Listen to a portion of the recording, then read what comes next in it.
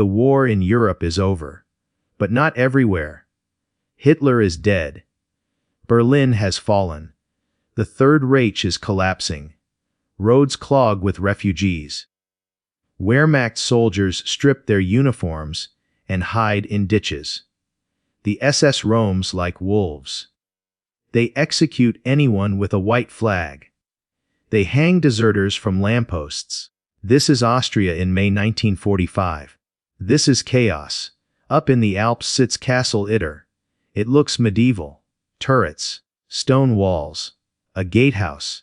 For 2 years it held VIP prisoners from France, former prime ministers, generals, a tennis star. The guards fled days ago. The prisoners celebrated. Then they looked out the windows. The 17th SS Panzer Grenadier Division surrounds them. Hundreds of men. Fanatics. They have orders. Leave no witnesses. Execute everyone. Burn the castle down. The prisoners arm themselves with kitchen knives. They know they will die. They send a handyman down the mountain on a bicycle to find help. He reaches an American unit. They cannot move. Unauthorized. Too dangerous. They radio headquarters. Bureaucracy moves slow. Death moves fast. The prisoners send a second man. The cook. He finds Major Joseph Gangel in the town of Wrgl. Gangel commands Wehrmacht troops who defected to the Austrian resistance. He has a handful of soldiers. A few rifles. A car. He faces an SS division. He agrees to help. He knows he needs more. He drives toward American lines under a white flag. Captain Jack Lee commands a Sherman tank named Besotten Jenny. He is 27. He comes from Norwich, New York. He chews cigars. He spits profanity. He has fought across Europe for months. He waits in Kustine for orders to go home. Gangel finds him. Explains the situation. Prisoners. Castle. SS. Slaughter. Lee looks at the German major. He looks at his map. This violates orders. He radios headquarters. He gets reluctant permission. No support. Just his tank. Just his men. Lee gathers volunteers. Infantry from the 142nd Regiment. He looks at Gangel's Germans. They nod. They climb onto the American tank. Blue eyes meet blue eyes. Enemies ride together into battle. They roll out. 14 Americans. 10 Germans. 1 tank. They climb the mountain road. The engine screams. The air thins. Every bend hides a potential ambush. They hit a roadblock. Logs across the path. Lee orders the main gun to fire. The logs shatter. The valley echoes with thunder. The SS now know they are coming. They cross a crumbling bridge. The tracks groan. They reach another roadblock. SS troops open fire. The Sherman machine gun answers. The SS scatter. They did not expect a tank. Lee crushes the debris under his tracks. He pushes forward. Speed is their only armor. The castle appears. Gray stone on a precipice. The prisoners hear the engine. They rush to the windows. They see the white star. They cheer. They throw open the gates. Besotten Jenny rolls into the courtyard. Black smoke coughs from her exhaust. Lee jumps down. French prime ministers shake his hand. Tears stream down their faces. They pour him wine. They try to hug him. Lee pushes them back. Save the kisses. We are not out of this yet. He assesses the position. It is bad. Hills overlook the castle on 3 sides. The SS can shoot down into the courtyard. Artillery would turn this place into a trap. Lee parks the tank in the main entrance. It blocks the gate. It becomes their mobile pillbox. He places machine guns. He orders the French VIPs to the cellar. He does not need dead politicians clogging his hallways. The French refuse. They are proud. They are stubborn. The tennis star Jean Barotra demands a rifle. Prime Minister Paul Renaud grabs a submachine gun. Elderly generals want to fight. Lee looks at his force.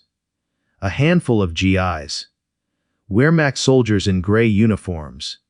Old politicians in suits holding weapons they barely understand. He shakes his head. Fine. Do not shoot me. Night falls. Heavy, oppressive. American GIs stand on the battlements next to Wehrmacht soldiers. They share cigarettes. They share nervous glances. They do not speak the same language. They speak the language of fear. The 17th SS Panzer Grenadiers committed the Malmedy massacre.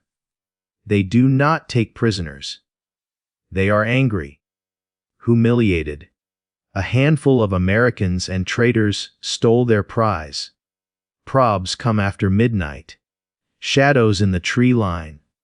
A snapped twig. Machine gun fire from the darkness. The defenders return fire. They aim at muzzle flashes. Tracer rounds streak through the night. Red and green. Crossing like fireworks. Sporadic. Testing. The SS search for weak points. They count guns. Lee runs from position to position. Hold your fire. Save your ammo. Do not let them know how few we are. The radio operator tries headquarters. Agony, agony, this is lucky, do you read? Static. Only static. The mountains block the signal. They are cut off. Alone. No backup tonight. Survival depends on grit. If they die, no one will know until they find the bodies. Morning comes. The real attack begins. The SS will assault. Lee knows this. Gangel knows this. They stand on the ramparts. They look at the mist-covered valley. Gangel lights a cigarette. He offers one to Lee. They will bring the 88s. The 88 dubm and anti-aircraft guns. Tank killers. Castle killers. Lee nods. He pats the cold stone. Let them come. His stomach tightens. He counts his rounds. He counts his men. It is not enough. Nowhere near enough. The sky lightens. Bruised purple. The first shell hits. The crack splits the world. The shell slams into the upper floor. Dust and debris explode into the courtyard. The shockwave knocks men down. The battle begins. It is May 5th morning. Hell arrives for breakfast. MG-42 machine guns open up from the tree line. Hitler's buzzsaws. The rate of fire terrifies. A continuous ripping sound. Bullets chip gargoyles. Stone splinters fly like shrapnel. Lee screams orders. Get on the walls. Return fire. Aim for the officers. Defenders pop up. They fire a few rounds. They duck back down. American. 30 calibers chatter back. German carabiner 9A cakes crack. French VIPs fire wildly from windows. Different weapons. Different nations. All aimed at the same enemy. A Wehrmacht soldier reloads for an American GI. A French general spots targets for a German major. Old hatreds suspend. Only survival matters. Another 88 Belbenember shell whistles in. It hits Besatten Jenny. The tank parked in the gate. The shell punches through armor like wet cardboard. The tank is empty. Lee ordered the crew out minutes before. Machine gun ammo cooks off. The tank burns. It becomes a smoking roadblock, choking the entrance with black acrid smoke. Their heavy firepower is gone. Their radio is gone. Now rifles and submachine guns face an army. The SS sense weakness. They advance. They rush from tree to tree. They use the smoke for cover. They are professional. They are disciplined. They bring Panzerfausts. Anti-tank rockets. They will blow the gate. Lee sees them. They are coming up the road. Cut them down. He grabs a carbine. He fires. Beside him, an SS officer who defected fires a machine gun with deadly precision. He knows his former comrades' tactics. He anticipates them. He walks fire into their path. Bodies drop in the tall grass. The assault falters. The pressure continues. Ammo runs low. I am out. Toss me a clip. A German soldier throws an American a magazine. Enemies share life. The castle crumbles. Walls collapse. The roof burns. The noise deafens. Explosions. Screaming metal. Inside the keep, the phone rings.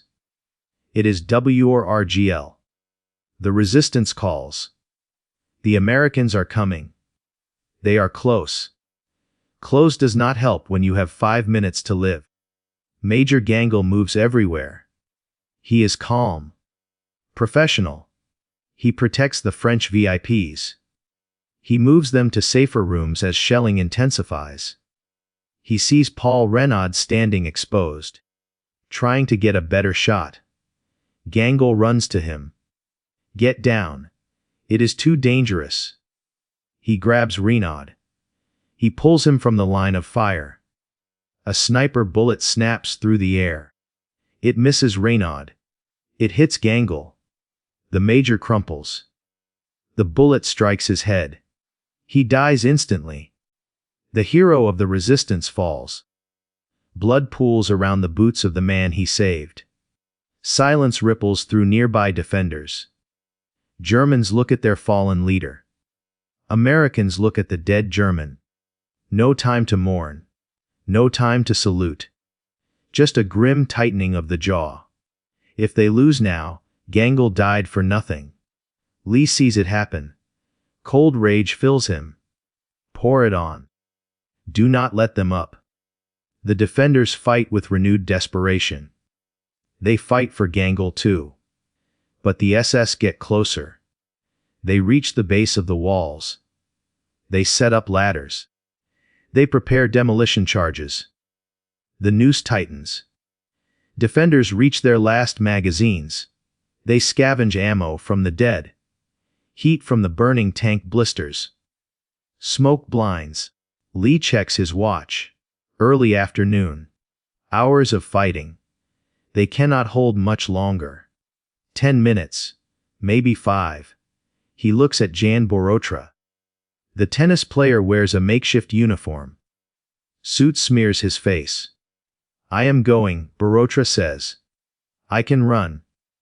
I can find the relief force. Lee looks at the wall. It is a sheer drop. The woods swarm with Nazis. You will be killed. Borotra smiles a thin, grim smile. I am fast. He vaults over the wall. He disappears into smoke and trees. Lee watches him go.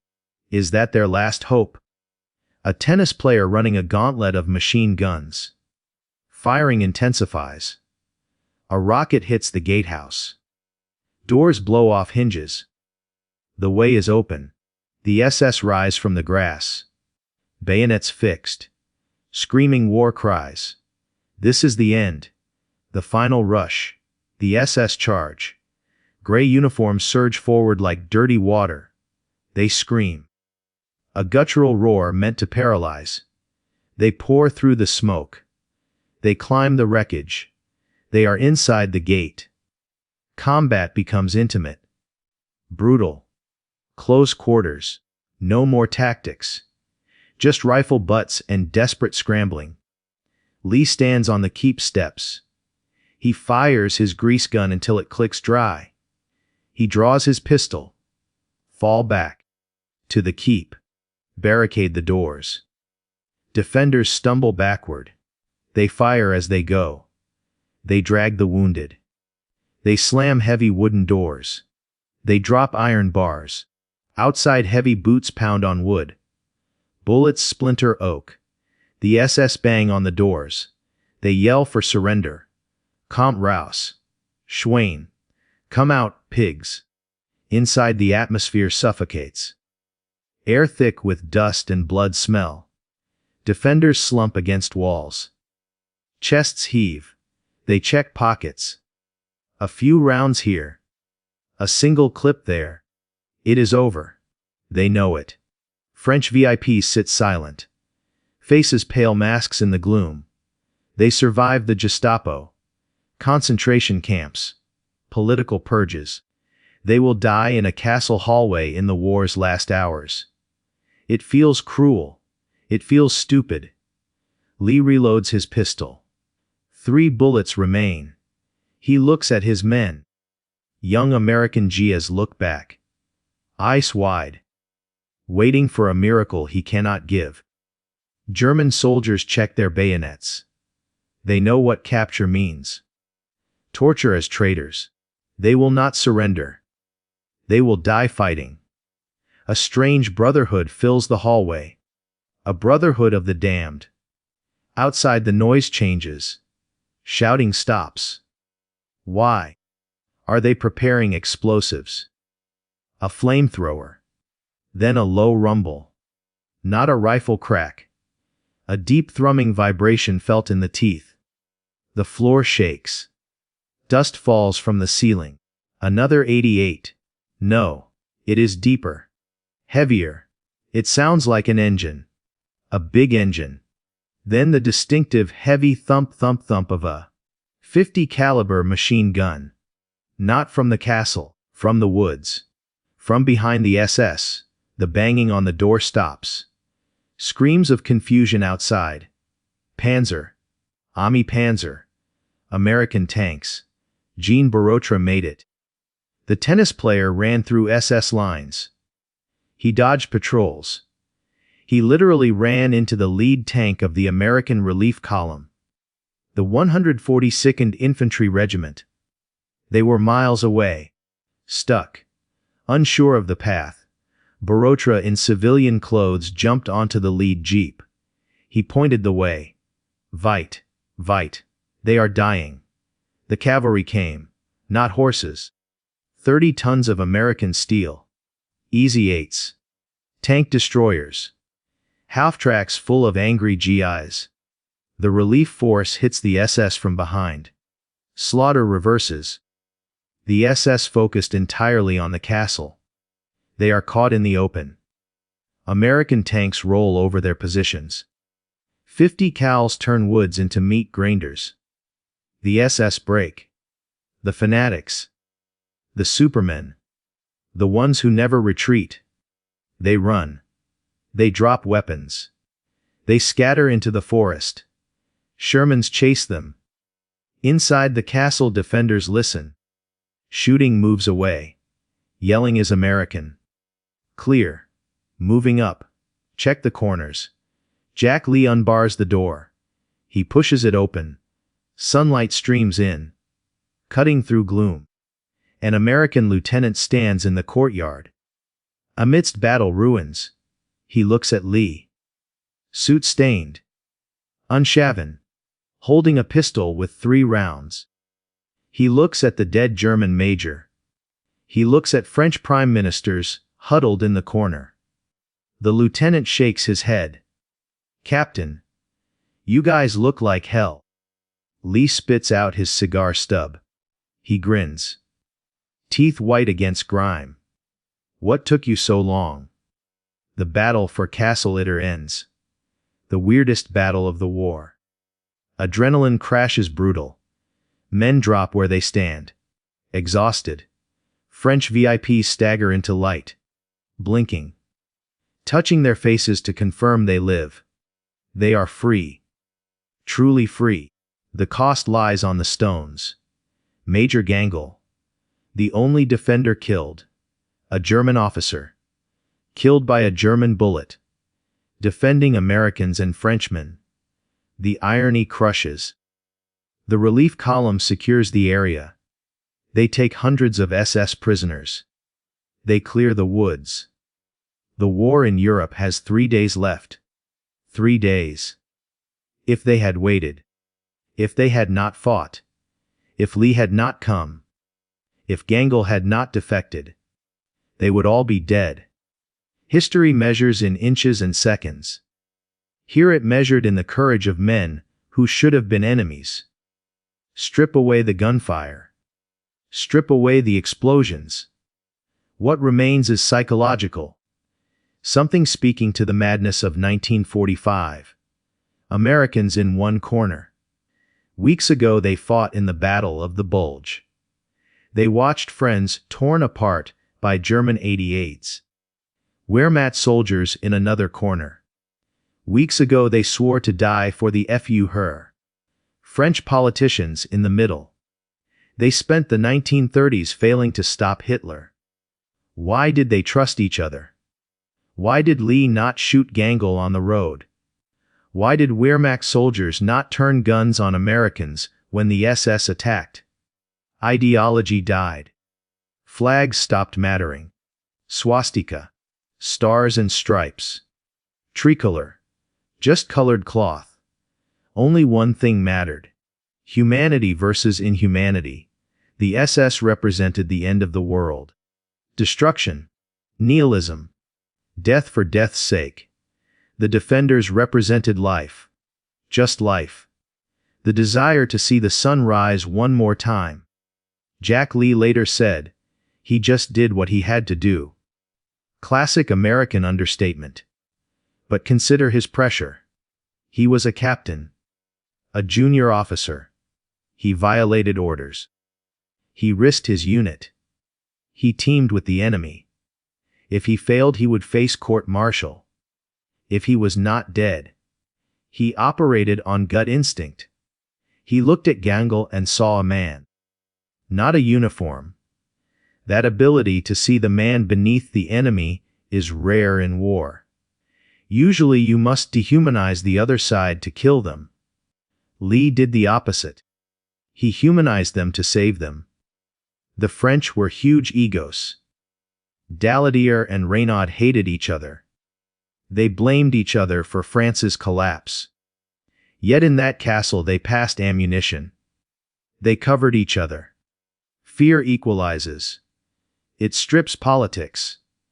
It leaves only animal instinct to survive. When bullets fly, it does not matter if you are prime minister or private. You bleed the same red. A photo exists after the battle. It shows the defenders. Haggard, like ghosts. But their eyes hold something. 1,000-yard stare mixed with disbelief. They know they participated in something impossible. Something that will never happen again. They stand beside the burned hulk of Besotten Jenny. The tank that died so they could live. A haunting image. A tableau of war's end. Major Gangel's body came out with full honors. Not as enemy. As comrade. Americans saluted him. French bowed their heads. He became a hero of the Austrian resistance. A street in Wrgl bears his name today. He is the tragic moral center. The man who realized too late he fought for the wrong side. He gave his life to make it right. A redemption arc written in blood. The story does not end when shooting stops. Cleanup comes. Paperwork. Questions. Army bureaucracy catches up. Captain Lee, you did what? You used a tank to defend a castle with Germans. It sounds like hallucination. Report files fill with incredulity. Higher-ups did not know whether to give Lee a medal or a reprimand. They settled on a medal. The Distinguished Service Cross. For years the story stayed buried. Too weird. Too confusing. It did not fit the clean narrative. Good allies versus bad Nazis. It was messy. History hates messy. Why does it matter? Is it trivia? A footnote? No. It is the perfect microcosm of the Third Reich's end. It shows total disintegration of order. By May 1945, there was no German army. just splinter groups. Some wanted surrender. Some wanted death. Some, like Gangl, wanted to save their souls. The Nazi monolith cracked into 1,000 pieces. The SS at Itter represent the diehards. Men who could not imagine a world without Hitler. They fought not for victory. Victory was impossible. They fought for spite. They wanted to burn the world down on their way out. The defense of Itter rejected that spite. It stated that even in apocalypse sanity prevails. Enemies become friends if the cause is just. That is a powerful lesson. Hatred is situational, not permanent. Imagine conversations in that castle during the night. A German soldier from Bavaria talking to a kid from New York. They probably shared photos of sweethearts. They probably realized they had more in common with each other than with politicians who started the war. Both were cold. Both were scared. Both wanted to go home. That moment of connection is the antidote to war. A flicker of humanity in darkness. Jean Barotra deserves mention again. The bounding Basque? A sports legend. Imagine modern athletes grabbing guns and running through war zones to save castles. That generation was different. They were hard. Barotra did not see himself as celebrity. He saw himself as Frenchman. His duty was clear. The physical courage to vault that wall and run into the woods staggers. He was not a soldier. He had no training. He had guts. Women were there too. Wives and secretaries of VIPs. They did not cower. They helped load magazines. They tended wounded. They were part of the line. This was total defense. Everyone played a part. Gender hierarchy dissolved. Class hierarchy dissolved. If you could hold a gun or a bandage, you were on the team.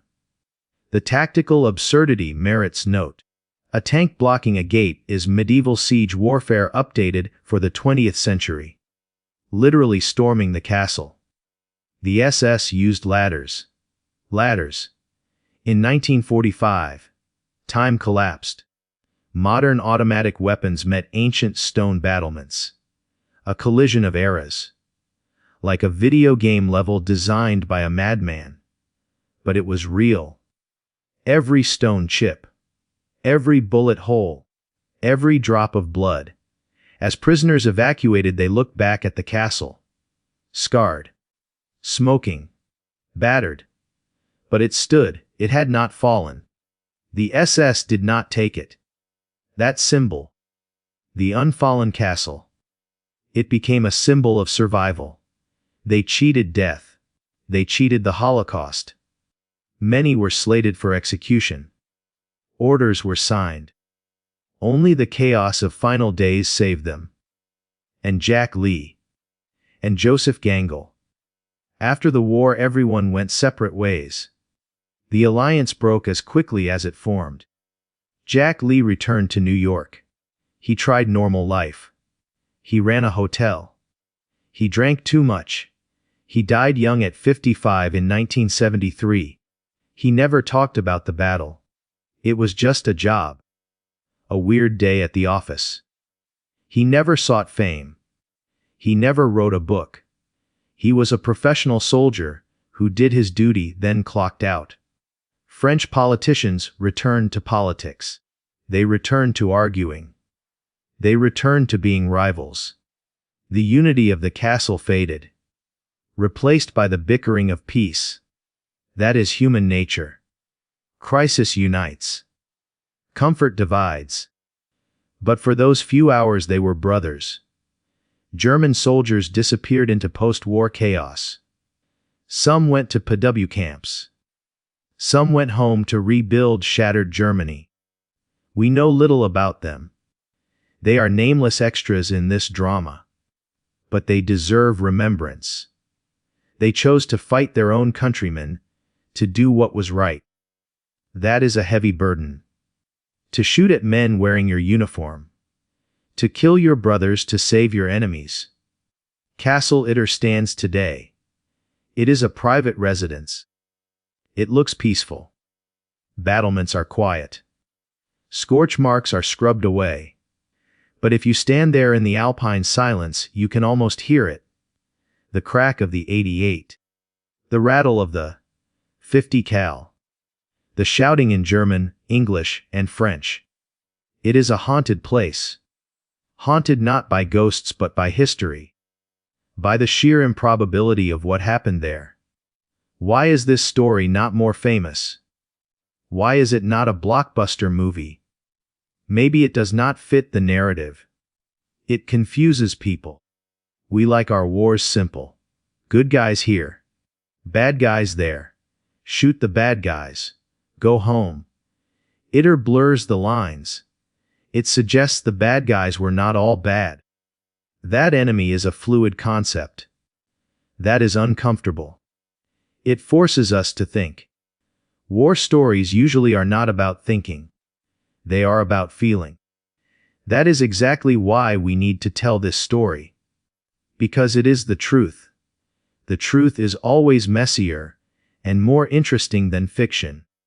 The Battle of Castle Itter testifies to the unpredictable nature of the human spirit. It shows that even in the darkest pit of hell, people can make choices. They can choose honor over obedience. They can choose courage over safety.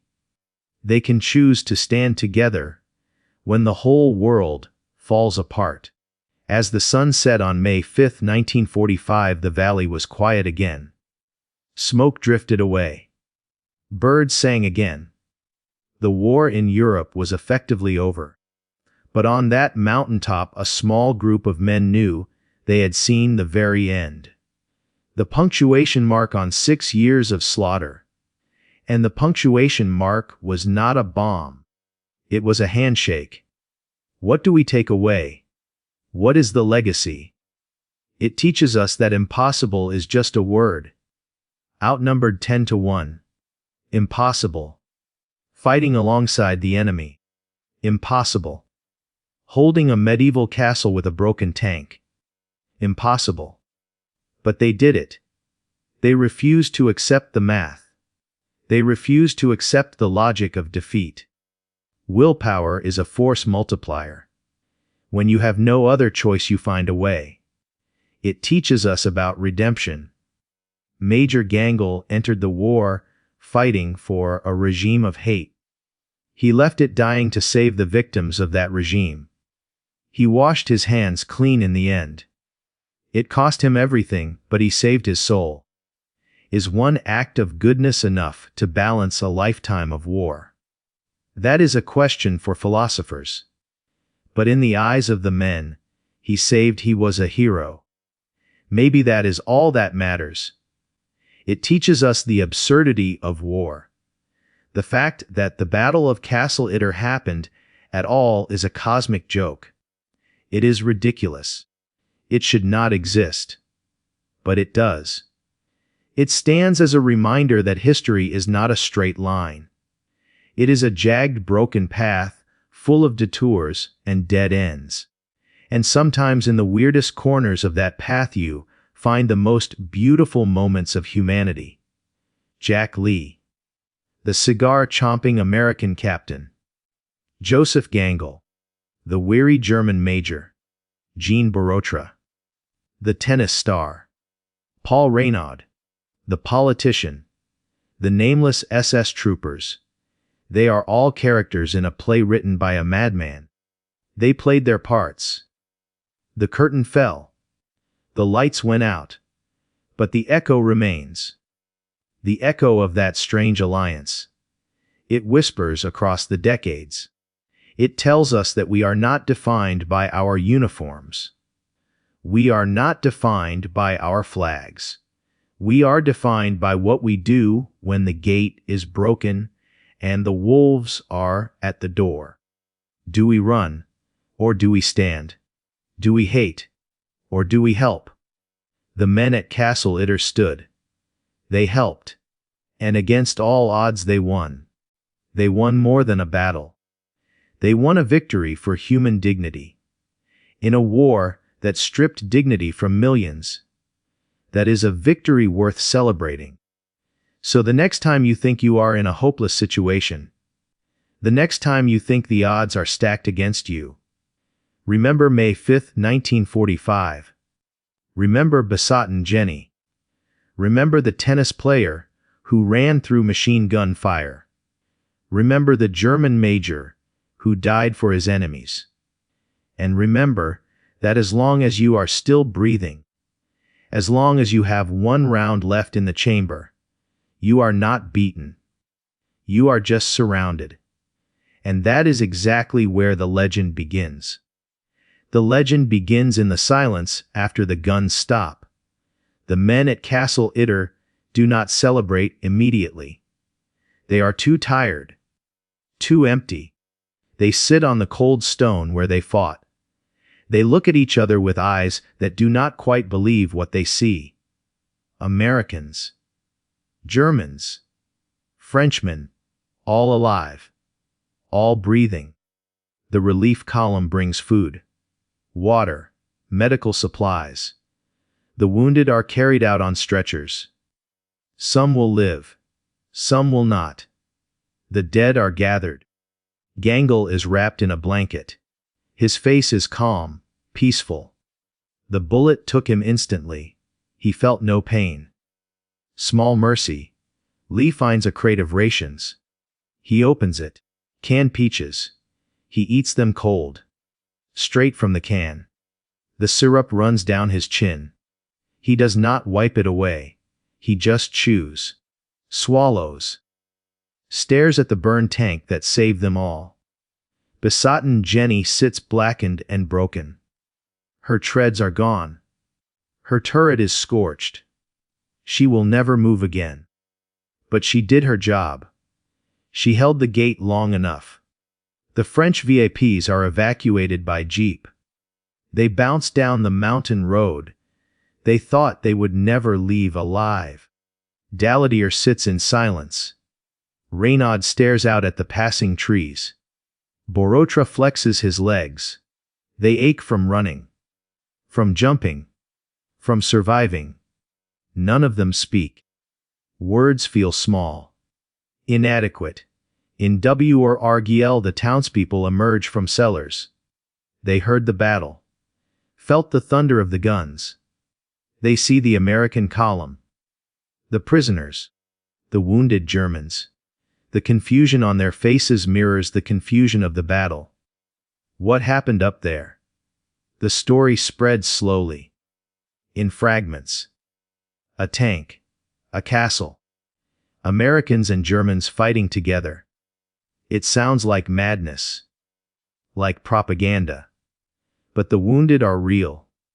The dead are real. The smoke rising from the mountain is real. The 17th SS Panzer Grenadier Division is broken, not destroyed, but scattered, humiliated. They will regroup. They will fight again. But not here. Not today. Their commander faces his own reckoning. He failed to take a castle defended by a handful of men. His superiors will ask questions. In the SS failure is not tolerated. He knows this. He disappears into the woods with his remaining men. They will try to reach other German lines. Most will be captured in the coming days. The war has 3 days left. 3 days until total surrender.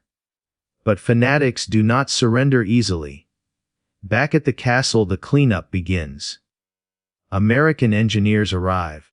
They assess the damage. The walls are pocked with bullet holes. Shell fragments. The gatehouse is rubble. The main keep still stands. Solid. Ancient. Indifferent to the modern weapons that battered it. It has stood for centuries. It will stand for more. Lee is ordered to report to headquarters. He leaves his men to guard the site. He rides down the mountain in a jeep. The driver is young. Nervous, he asks what happened up there. Lee does not answer. He just lights a fresh cigar. Stares at the passing scenery. The green valleys. The snow-capped peaks. The beauty feels obscene after what he witnessed. How can the world look so peaceful when men are still dying? The headquarters is in a requisitioned hotel. Officers move with purpose. Maps cover the walls. Phones ring. Typewriters clack. Lee waits. He is dirty, smelling of smoke and sweat and fear. Other officers stare. He does not care. A colonel calls him in, sits him down, asks for the report. Lee tells the story. Plain words, no embellishment. The tank, the castle, the German major, the SS attack, the tennis player. The colonel listens. His pen stops moving. He looks up. You fought with Germans. Yes, sir. You put your tank in a castle gate. Yes, sir. You held off a division with 30 men. Yes, sir. The colonel shakes his head. Writes something down. Tells Lee to get cleaned up. Get some rest. There will be questions. There will be paperwork. There always is. Lee finds a room. A real bed. Sheets. He lies down. Stares at the ceiling. Sleep does not come. Every time he closes his eyes he sees Gangel falling. Sees the SS charging through the smoke. Hears the scream of the 88s. He gets up. Finds a bottle of whiskey. Drinks until the edges blur. Until he can sleep. The next morning the world has changed. Germany has surrendered. May 8, 1945. Victory in Europe. Celebrations erupt. Champagne flows. Flags wave. Kisses in the streets. Lee watches from a window. He feels nothing. The war is over. But for him it ended yesterday. In a castle. With a handshake between enemies. The story of Castle Itter spreads through the ranks. Whispers at first. Then official reports. War correspondents arrive. They want interviews. Photos. Lee refuses. Gangel is dead. The men who fought are exhausted. Let them rest. Let them heal. But the story is too strange. Too compelling. It leaks. A newspaper in Paris picks it up. Then London. Then New York. The weirdest battle of the war. Americans and Germans fight side by side. The headlines write themselves. Daladier gives a statement. He praises the Americans. He praises the German major who died saving him. He does not mention his years of political rivalry with Wehrmacht. Does not mention how they argued in the castle dining room while waiting to die. Crisis creates strange bedfellows. Peace returns them to their corners. Renaud also speaks. He is emotional. Tearful. He holds up a photograph of Gangel. This man was our enemy. He became our guardian. We owe him our lives. The French government will honor him. Posthumously, as best they can. Barotra says little. He returns to tennis, to the courts, to the crowds, but he is different, changed. He plays with a ferocity that surprises opponents. He runs faster, hits harder, as if he is still running through those woods, still dodging bullets. He wins championships. But when reporters ask about the war, he changes the subject. Some experiences are not for sharing. The German soldiers who fought at Itter face their own challenges. They are prisoners now. Technically. But their status is unclear. They fought against the SS. They saved Allied prisoners. They are heroes. But they are also Germans. Former enemies. The occupation authorities do not know what to do with them. Some are held briefly. Released. Others are sent to labor details. Rebuilding. making amends. They do not complain. They are alive. That is enough. Lee receives the Distinguished Service Cross. A ceremony. Brass bands. Polished shoes. Speeches. He stands at attention. Accepts the medal. Says thank you. Goes back to his quarters. Packs his bags. The war is over. Time to go home. The journey back to New York takes weeks. Ships are crowded. Men are impatient. They want to see families. Girlfriends. The Statue of Liberty. Lee spends most of the voyage alone. Smoking. Reading. Avoiding conversations about the war. When someone asks what he did, he says he drove a tank. That is all. Norwich, New York welcomes him. A parade. Local heroes. His parents cry. His sisters hug him. He smiles. Eats a home-cooked meal. Sleeps in his childhood bed. But he does not fit. The town is the same. He is different. The things he saw. The things he did. They have no place here, no context. He tries civilian life. Takes a job at a hotel. Managing. Organizing. The skills transfer. Order. Discipline. Leadership. But the guests complain about small things.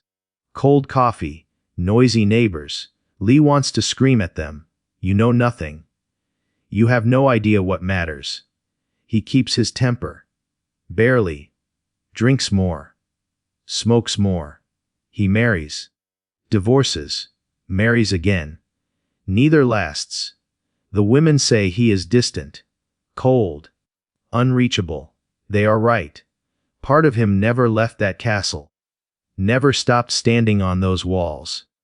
Waiting for the next attack. The next shell. The next death. Years pass. The story of Castle Itter fades. Other battles take the spotlight. D-Day. The Bulge. Iwo Jima. Itter is a footnote. A curiosity. Lee does not mind. He does not want fame. Does not want to be remembered. He wants to forget. But memory does not work that way. In 1965, a historian contacts him. Writing a book. Wants details. Lee agrees to one meeting. 1 hour. He tells the story again. The same plain words. The historian asks how he felt. Lee pauses. Looks out the window. I felt tired. That is all. Tired. The book comes out. It sells few copies. Goes out of print. Lee does not read it. Heard enough. In 1970, he is diagnosed with heart problems. Too many cigars. Too much whiskey. Too much stress stored in the body. The doctor advises rest. Relaxation. Lee laughs. Rest is not in his nature. He keeps working. Keeps moving. Stops only when he must. He dies in 1973. 55 years old. Alone in his apartment. The maid finds him. Slumped in a chair. A half-smoked cigar in the ashtray. A glass of whiskey on the table. A photograph on his lap. Not of family. Not of friends. Of a burned-out tank in a castle gate. Besotten Jenny. His tombstone in Norwich is simple. John C. Lee Jr. Captain U.S. Army. No mention of castles. No mention of Germans. No mention of the weirdest battle of the war. Just his name. His rank. His dates. But some remember. The men who fought with him. The French VIPs who lived. Historians who dig through archives. They keep the story alive. Small at first. A mention in a book. A paragraph in an article. Then the internet age arrives. Forums. Blogs. Wikipedia.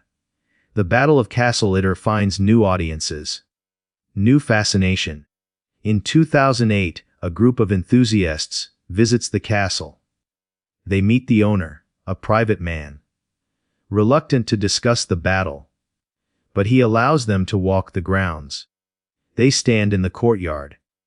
Look at the gate where Besat and Jenny burned. Climb the walls where Lee and Gangle stood. Feel the weight of history. Take photos. Post online. The story spreads further. In 2017, a video game features a mission based on the battle. Dramatized. Simplified. But the core is there. Americans. Germans.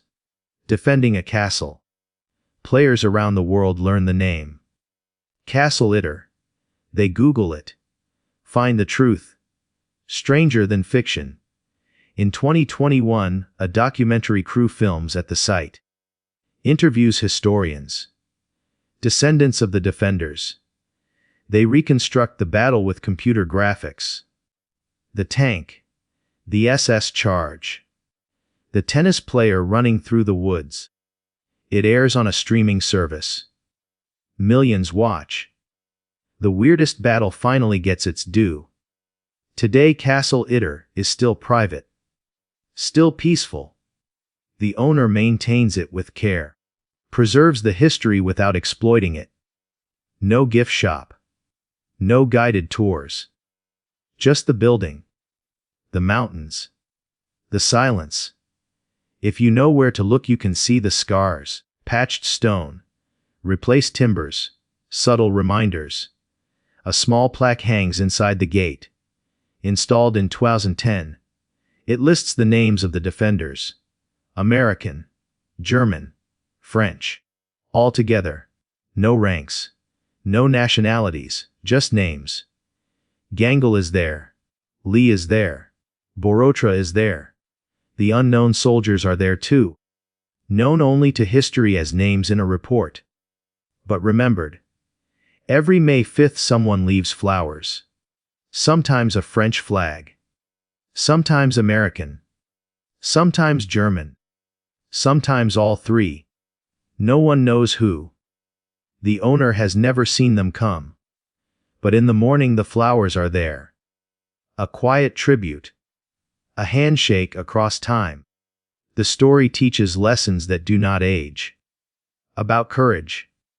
About choice. About the fluidity of enemy and friend.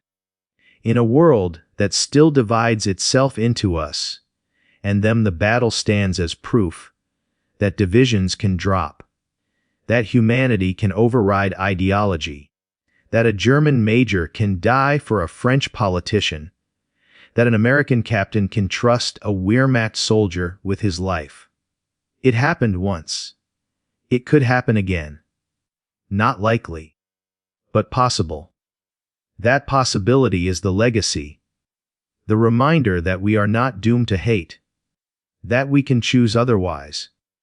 Even when the guns are loaded. Even when the shells are falling. Even when the world is ending. Jack Lee made that choice. Joseph Gangle made that choice. The men who climbed onto that tank made that choice. They chose to stand together. To fight together. To live together. Or die together. They lived. Most of them. Long enough to see the sun rise on a world without war in Europe. Long enough to carry the story. To pass it on. To let it echo down the decades until it reached you. You now know what they did. You know the price they paid. You know the victory they won. Not a victory of territory. Not a victory of conquest. A victory of spirit. Of dignity. Of hope. The next time you face a wall. The next time the odds are impossible. The next time the world tells you to give up, remember them. Remember the castle. Remember the tank. Remember the tennis player who ran, and the major who fell, and the captain who refused to quit. You have one round left. You are still breathing. You are not beaten. You are surrounded. And that is exactly where the legend begins.